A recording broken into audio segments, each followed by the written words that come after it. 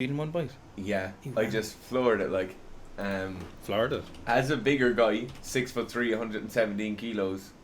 117 kilos of pure diesel. 117 kilos, a big country. What would you recommend for getting faster for rugby or American football? Used to play, want to get back into it, thanks. There's a number of things here, and it kind of depends where you're at right now, right?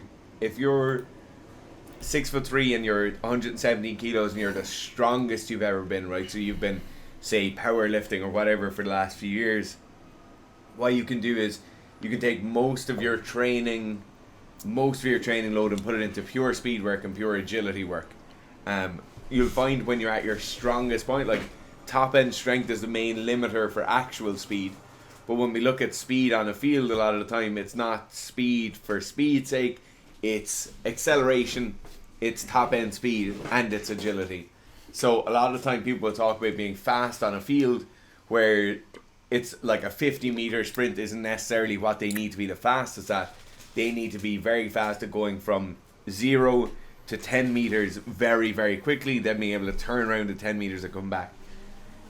If you're kind of out of shape though, and you're not at your strongest point right now, and you need to work on speed and agility and acceleration, what you should then look at is more kind of a broad approach, right?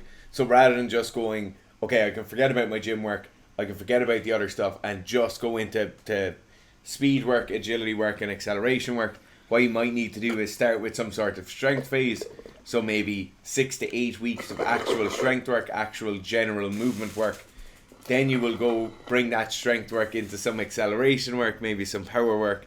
And then that acceleration and power work becomes more specific acceleration and more specific power work. So I hope that's kind of clear, but it does really depend where you're at right now.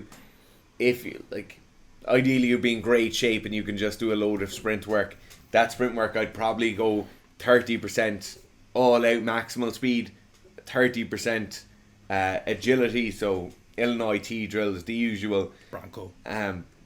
Bronco be for high capacity, and then your last one could be acceleration work, which might be with a sled, or you might also just have general capacity work.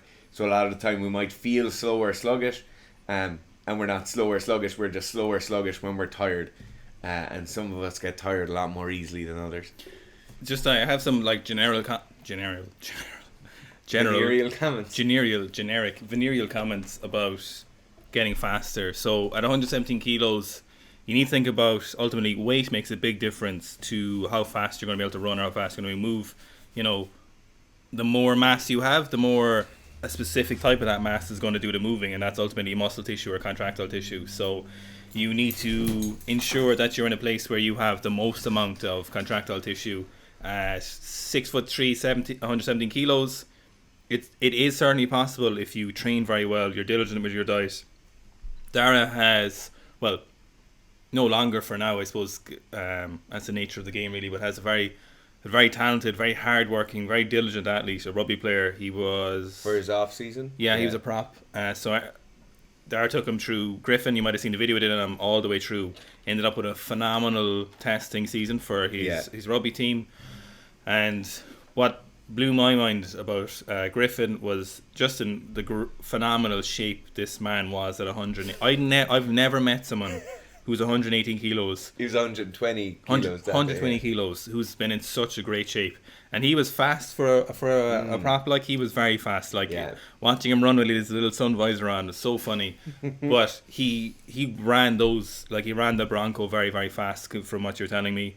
So, like, he had very little fat percent. Like, 18% body fat, 19% body fat, which is phenomenal. Yeah. Spread over that kind of a frame. So he had a load of contractile tissue. So you need to start thinking about body composition as well. So obviously all the things like Fitz saying, the type of training you're doing and how you get into shape and what kind of training you do. But also you need to really think about just what kind of body composition have you, because Lash is not going to run very fast. He's a lot of body fat. Body fat doesn't contract. It's useless for everything bar absolute weight or for running into people, which is obviously very, very useful for playing rugby, for contact sports. But muscle mass would still be 117 kilos of more muscle mass is much more useful for impact and running faster. So I'd say, Simon, look at your body composition and Yeah. Play the long game at that too. Body composition isn't something that will drastically change within the next 8 months favorably, So I'd say have a look at that and see where you're at. Chances are it could be always better.